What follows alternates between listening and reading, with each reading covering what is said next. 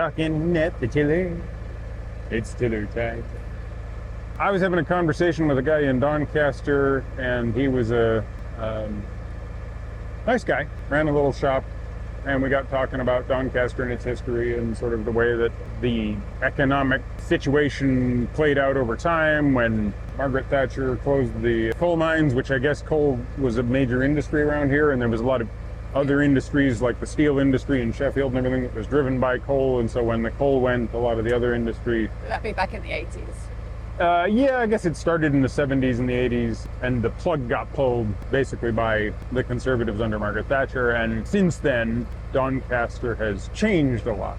Arguably everywhere has, and if it hasn't, since the 80s, then a lot of people have lung cancer and terrible taste in music, but they think they've got good taste in music. It was an interesting conversation, but there was just one point that got made up, which was just one of those things where he said something and I was like, oh, that's interesting, because it's not really that I've thought this thing through, it's just I've got a different perspective, right? He was talking about having gone to visit a town, a seaside town. In fact, the one we went to. Ridlington? No, the other, that starts with an S. Skegness. Skegness, yeah. He was talking about having visited Skegness and being surprised by the sound of a call to prayer happening at 5 o'clock in the evening. And I was just like, huh. See, now that's interesting to me because I grew up in Saudi Arabia and then Canada and everything, right? And then I finally moved here. Well, when I was a kid, the call to prayer was a 5 times a day event, and it was just background noise, right? You just realized, you just thought of it like, it was unusual the first time you heard it. First few times maybe you were kind of curious about it, but then eventually it was just something that just, you know, kind of happened as the clock went round, right? And it's no different than church bells here. Yeah. But to me, that's obvious because church bells weren't a thing where I grew up, right? We had lots of churches, but... in Canada, they didn't have church bells. East coast of Canada and the United States, sure, because that's where the people who were what you call C of E, we call Anglican, and Catholics. Those two denominations form a large portion of the influx of the East Coast of the United States and Canada. But as more and more comes over from Germany and Belgium, the Netherlands, you know, etc., you get more and more of an influx of Protestants, and a lot of the Protestants don't have the church bells. Right? And so when you've got people who came over from Europe and went and built a stone church, they thought to put a big metal bell at the top of that stone church. But a lot of other people came over and they didn't build a stone church and they didn't have a clock. Or, you know, like they had a clock tower, but they didn't have a bell tower. So when you said to this guy, it's just like church bells. To me, it's just like church bells. And he was like, oh, yeah, that's a good point. I never really thought of that sort of thing, right? Like he just sort of responded with... It's just interesting that something to you that was obvious had never occurred to someone you were talking to. That's the funny thing about the context switching that you and I have gone through by not just traveling, but living in other countries, right? Like if you travel from some place to place, you go for vacation, you drop into a location and you're like, oh, isn't this exotic? And then you leave. You never get used to the normal flow of the place. And there's a lot of things that we all assume are normal that are not normal, like or the normalcy of it ends at the border. Yeah. And we don't think of a lot of that because in the 20th century and the 21st century, certain cultures started to export their cultural goods everywhere in a way that made it so that everybody else didn't know they were American. But the fact that Coca-Cola is everywhere, when there were competing drinks and local drinks and everything, local soft drinks, and those are gone everywhere. Hell, you can be in the tiniest places in South America or Africa and be drinking a product that ultimately is either a PepsiCo or a Coca-Cola or Nestle, you know, because the economic culture of America decided it could sort of take everything over. And so we've gotten used to border crossing media And everybody inside every place thinks that, well, because we receive so much from over there, we sort of assume that it is bidirectional. Yeah. So that's why I often get asked, oh, you know so-and-so. No, I don't. Who the hell are we talking about? What do you mean? Well, like a celebrity in England, right? Oh, they say. Like, I'll have none of that context because the number of celebrities that are local celebrities, they could be a huge local celebrity and be completely unknown outside that country. Yeah, and that goes for every country. Yeah, and it goes for food, and it goes for pronunciations and all sorts of stuff. I understand why it's not obvious and why you wouldn't have that thought, but I feel like once you trip over the thought, it goes, oh yeah, that is obvious. That switches on now. Yeah, it should be. Because it's very easy to think that you've thought everything through, but you kind of have to force yourself to be open to the fact that there might be lots of information that you don't know about. Well, yeah, and to me, as an outsider coming into England, and now I'm not exactly an outsider, but especially when I first moved here, the church bells were a constant thing that actually did annoy me. And so I can understand being annoyed by somebody's cultural cacophony. I mean, the thing that bothered him about it was, well, why is it being broadcast over the loudspeaker? And I'm like, well, because fundamentally it is the same thing as church bells. Yeah. Okay, you haven't thought of that because it's a human voice using a loudhailer. Not really, but a speaker system and an amplification system instead of those bells, but the bells are also just an amplification system, right? Yeah. But they are fundamentally the same thing. They're doing the same job, and you're not offended, but you're irritated by that sound being this loud sound. Well, why does this culture come in and make this loud sound? And I'm like, yeah, but what do you think your culture's doing when those church bells go off? Yeah. Like, especially the marriage bells, when it's just ding, ding, ding, ding, ding, ding, and it's just random sounds, right? It's like, to anybody who didn't grow up inside the context of the UK, who just hears it and goes, oh, somebody's getting married. Or they might not even notice it, like they've drowned it out. But to me, it's like, oh, good Lord, that thing's happening again. Why is that happening? So you haven't got the association with the celebration. I've been here since 2017. Those bells are not part of my history going back to 1970s. Yeah. I don't know how long it takes for it to normalize, but it's not normalized yet. I still, I hear those things and the back of my head goes, oh, ouch, my head. I find the call to prayer of the muezzin, in Islam, I find that much more comforting than that celebratory sound of just gonging, right? Yeah, I like the call to prayer, but I think that's from when I traveled and I hear it so often. I mean, I think it has the advantage of at least being musical. When church bells are making a tune, I like them, right? It's when they're randomized that they start giving me a headache real quick. But yeah, it's just one of those things. It's not really the church bells that are the point or the muezzin call. It's more the fact that you just have an example of something. Human beings have a tendency to form opinions rapidly without necessarily thinking them through. Then we commit to those opinions just as rapidly as we form them.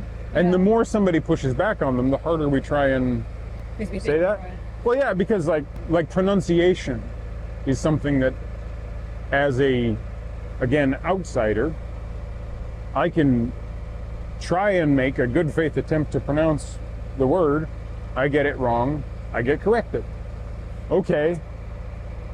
That's fine, but you really wouldn't want me to do that if you were traveling in the States. And we wouldn't, for the most part, do that unless you said something like, if you came in and you were like, I'd like a Philly chiasa stack, maybe we'd correct you. It's like, no, it's cheese steak. Sorry, Of course, we'd be wrong because that's cheese whiz on chipped meat. It's bleh. Though at the same time, I am a vegetarian, so I won't complain. And also, boy, I've just pissed off everyone in Chicago that happens to be watching a Narrowboat video. But no, I just think, once you've formed your opinion, there's something about human nature that commits to it. And finds it very hard to be open to hearing a counter opinion. Yeah, and we kind of write those opinions to our brains as facts. Yeah. I know I do. Well, we all do. I mean, that's the funny thing, right? There's confirmation bias is like a fundamental human cognitive bias. We all have it.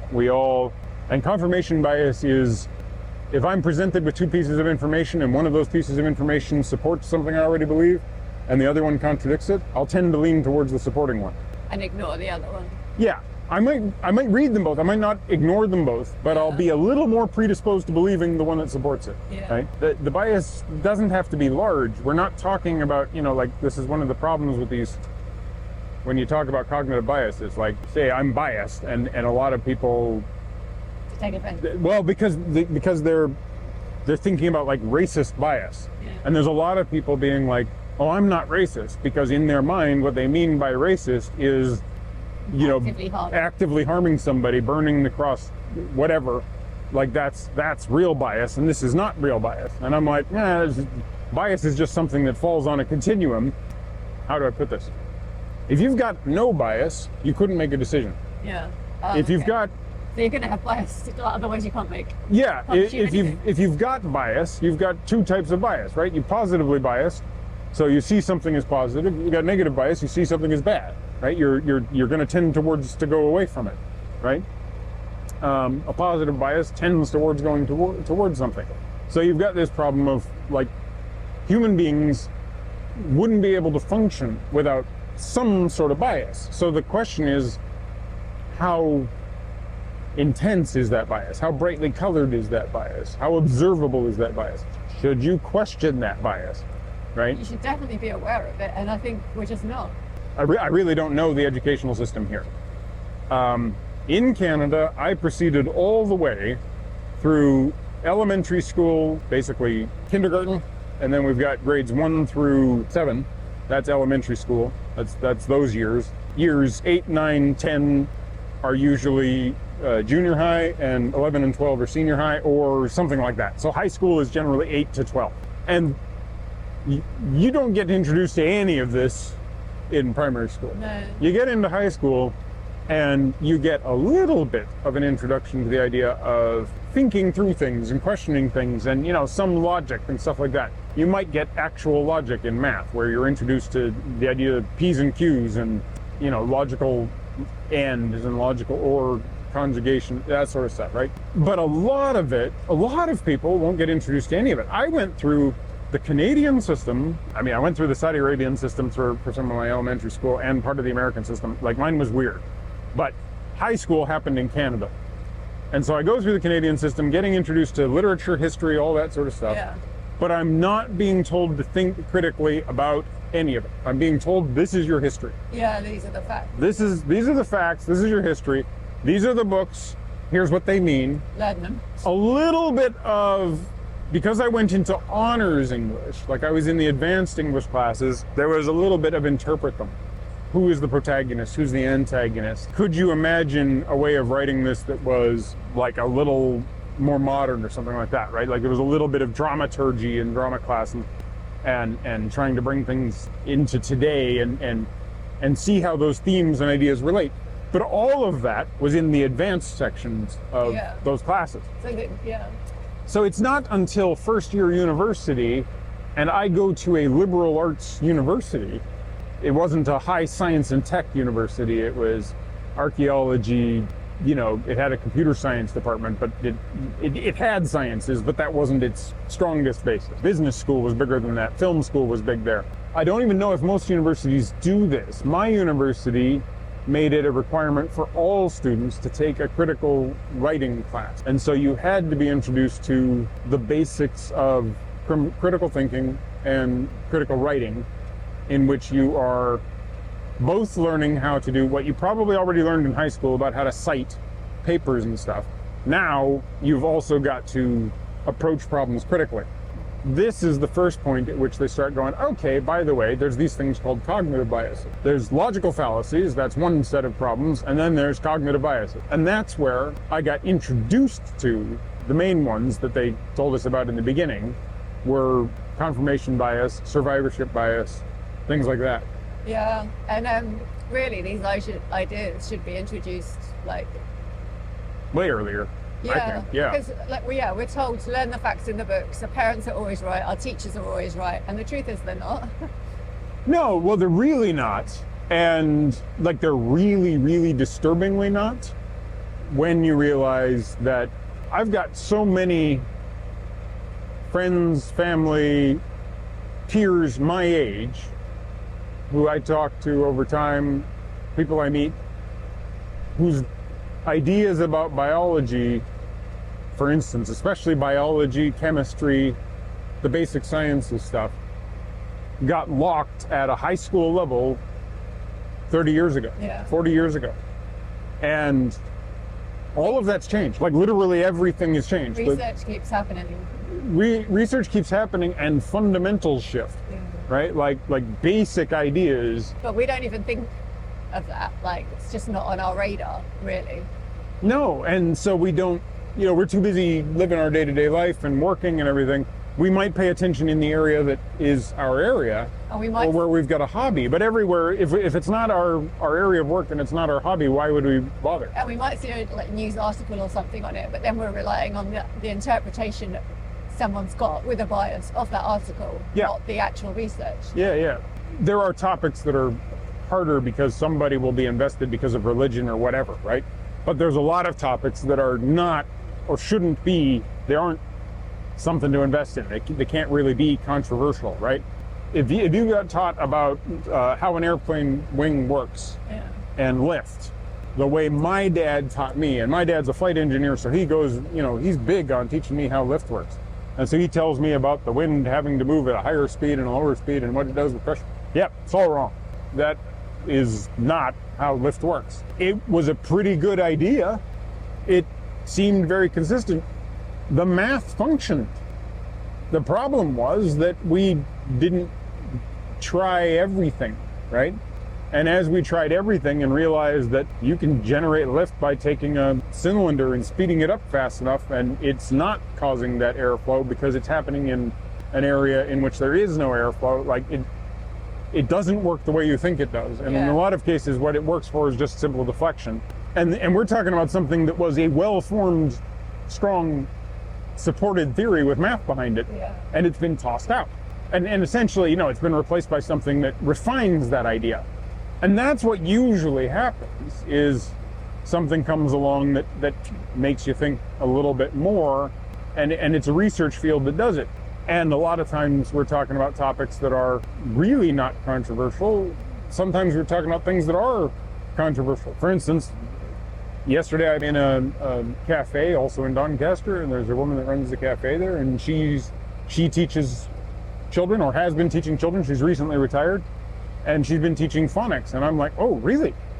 I've heard of phonics, but I don't really know anything about, what it is or how it's taught. So I asked her some questions, and I'm like, how was I supposed to know that kids today aren't taught to use the word plus when they're talking about A plus B or 1 plus 2? They're taught to use addition. They're taught to see the plus symbol and not say plus in their mind, but say addition, not add. Now she was like, it's kind of silly that we removed add, but I'm like, actually, it kind of makes sense to have the kids have a sort of single mapping so that symbol means mathematical addition.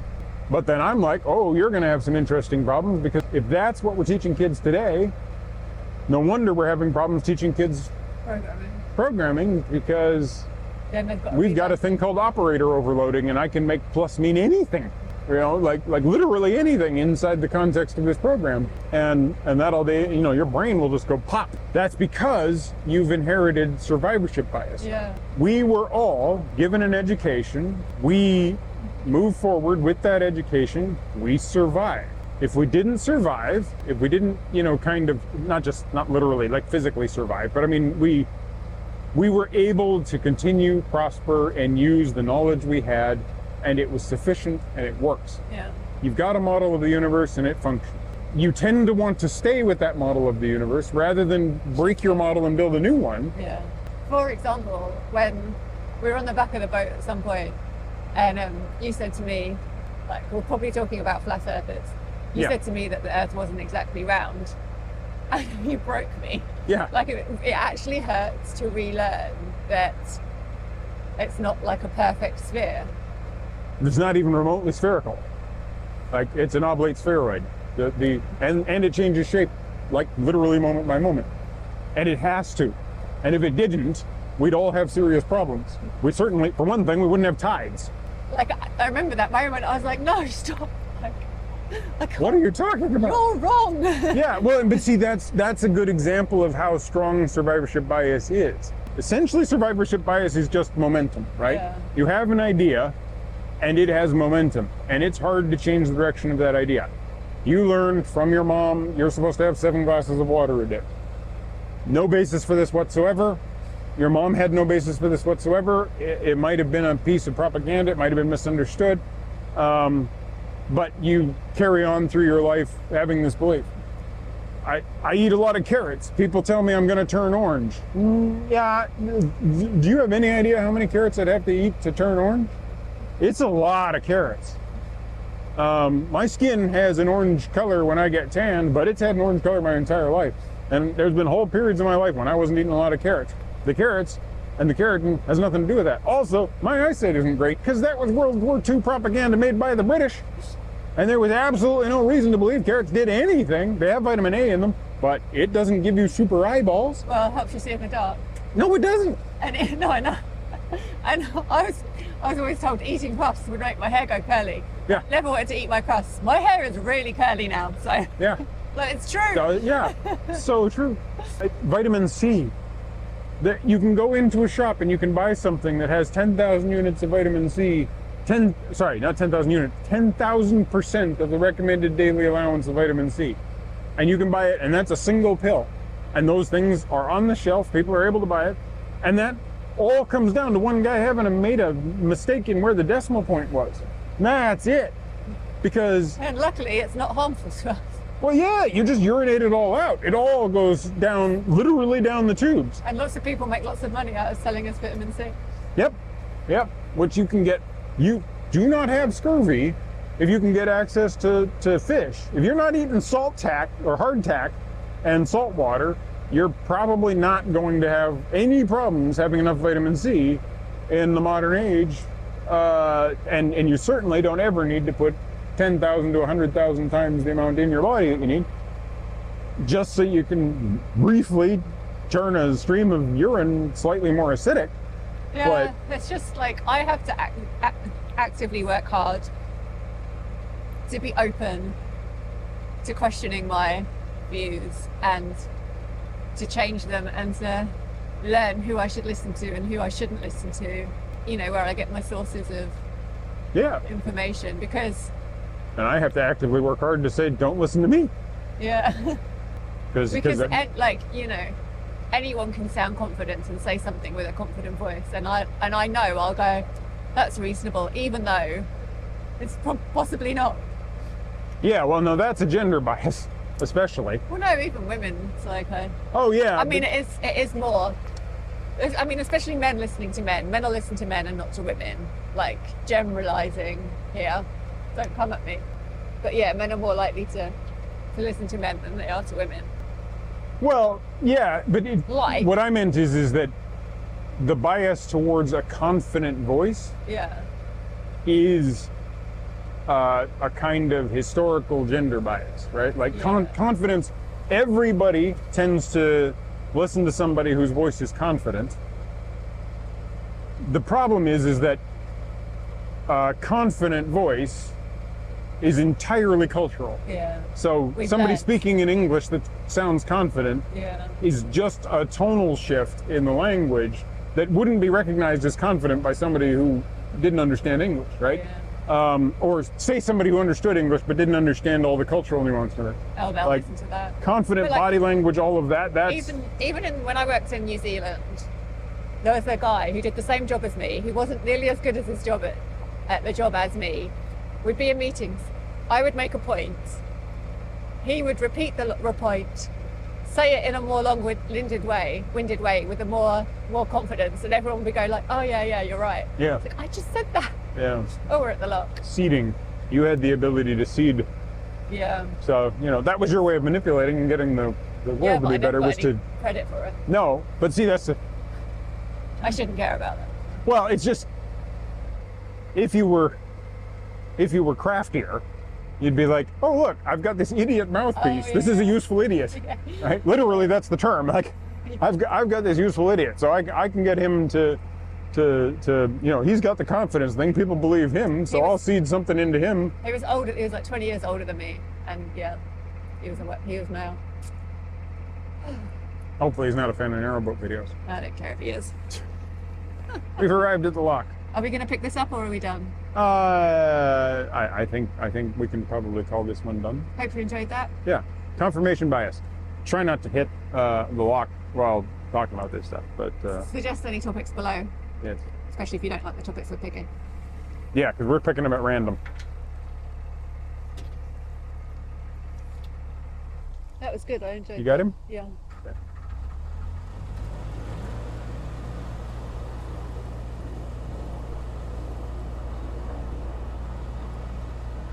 Is there much flow on this river? Sorry? Is there much flow here? Flow? Yeah. No, not really. Okay. There's a bit pushing you towards this pier, but not a lot. You thinking you want to do this? No, I can do it. All right, you get off and get George off, or the rope. Either one's fine. I'll grab the rope.